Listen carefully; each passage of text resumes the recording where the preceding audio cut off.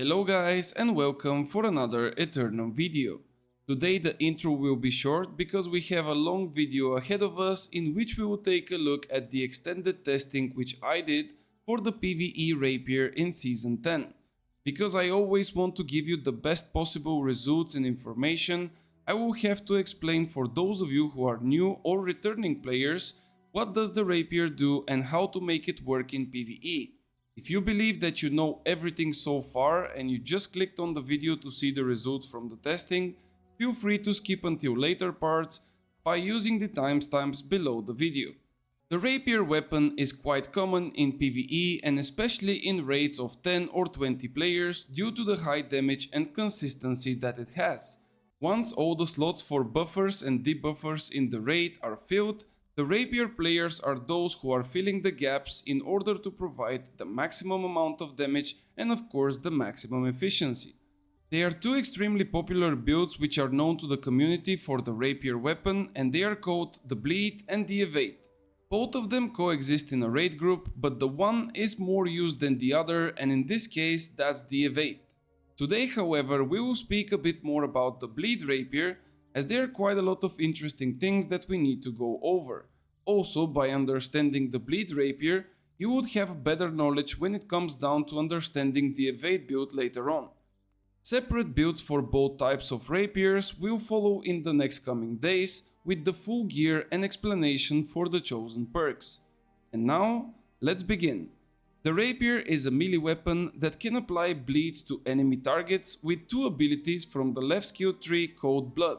Those abilities are Flurry and Tondo, and the condition for Flurry to apply bleed is that you need to invest fully into the skill and to have the last passive called Finalize. When a bleed stack is applied, the damage of that dot is based on your weapon damage, which you can find in your attribute stats section. Both abilities apply bleed stack equal to 10% of your weapon damage per second for 10 seconds, and both of them will renew any previous applied stack of bleed, which means that the duration will begin again from the 10 seconds. If you have any additional bonuses for increased bleed duration, like the Bloodletting Charm, or you have invested points into attributes such as the bonus from 250 intelligence or 150 dexterity, your duration of the bleeds will also be extended, and it can reach the maximum time of 18 seconds. This means that in total your bleed will do not the initial 100% weapon damage, but 180%. Important thing to note here is that the bleed stacks of a Rapier can stack only up to 3 times. In addition to the information that we know so far about the bleed, we must say that each of those bleeds can be empowered and the 10% of weapon damage per second can be increased. The simple way to do that is by acquiring Empower on our character before the application of the bleeds. In other words, if our Empower status is high at the time of the application of our bleed, the damage will remain throughout the whole period regardless of our Empower or weaken status later on. This means that Empower is crucial when we are using the Rapier's bleed and is something that we don't want to lose, so our damage would not fall. As we know the two basic abilities that apply the bleed, we have to take a look at the one that consumes them and actually does the whole magic for us, which is called Flourish and Finish. The description of that ability reads that we will perform a pushing attack, which is called Flourish, which will be followed up by a second phase called Finish, in which we will do additional damage. All that sounds pretty good, and believe me, it looks even better.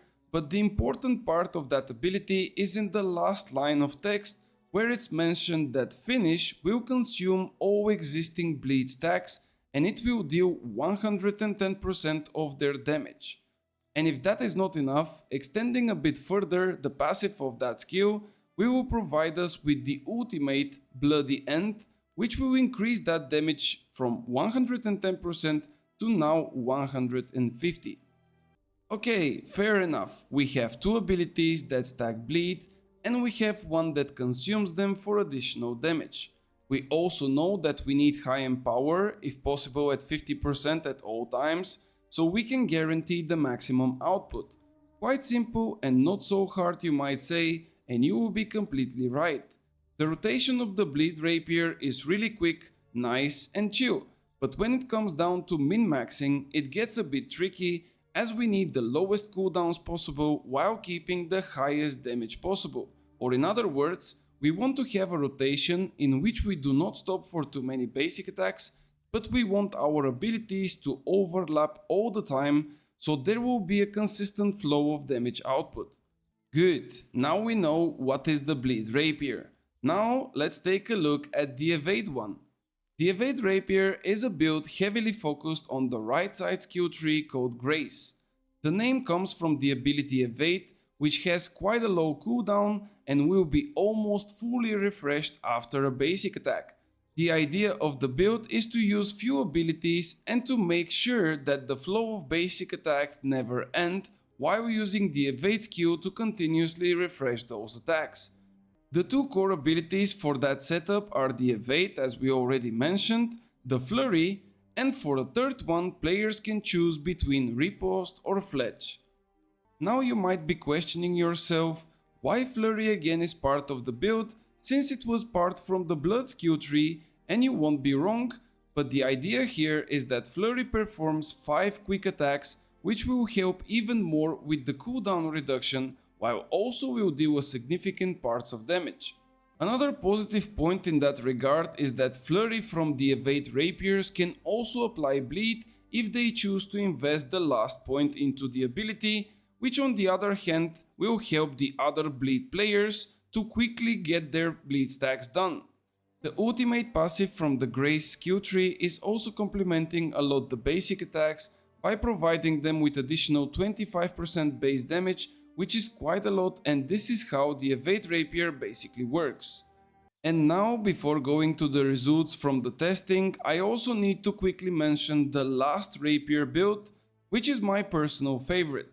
It is something in between both worlds, as it has the elements from the evade, but also quite a lot from the skills of the bleed.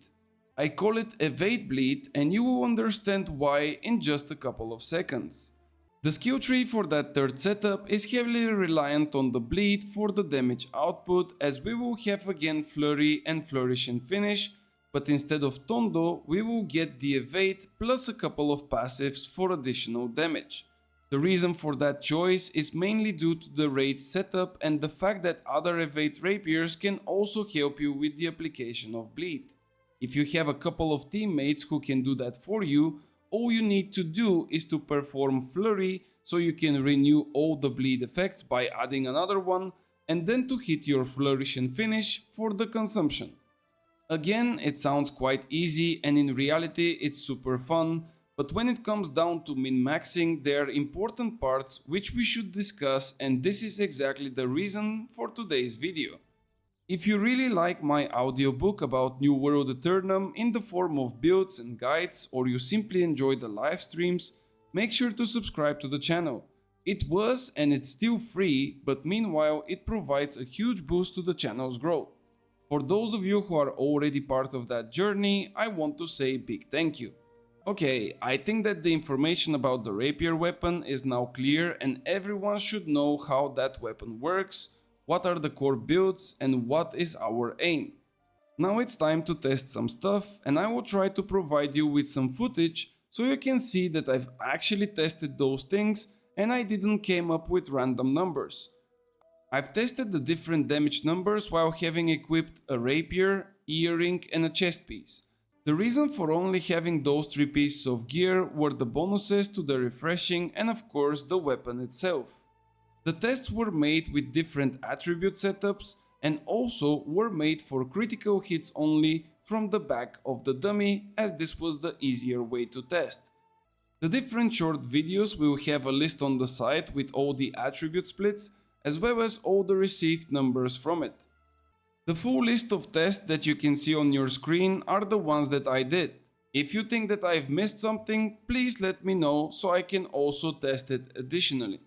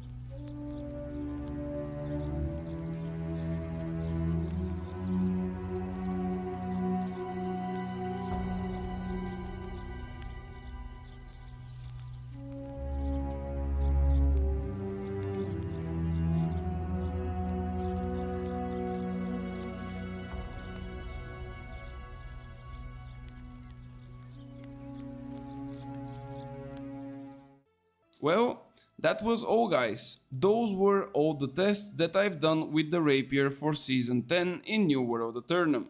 I also did a separate spreadsheet as the last time many of you were requesting my sheet for the perks for Season 10. The link will be in the description, so feel free to use it. Also feel free to subscribe to the channel so you can get notified when the full builds are done and they will be available in the channel. Now I must go farm some stuff, so good luck in Eternum and I will see you on the next one.